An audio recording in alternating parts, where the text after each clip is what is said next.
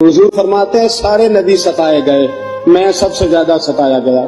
حضور فرماتے ہیں سارے تڑپائے گئے، میں سب سے زیادہ تڑپایا گیا۔ حضرت سلمان فارسی فرماتے ہیں نبی پاک کا چہرہ مبارک بھوک سے اترا ہوا تھا، نبی پاک علیہ السلام کو شدید بھوک لگی ہوئی تھی۔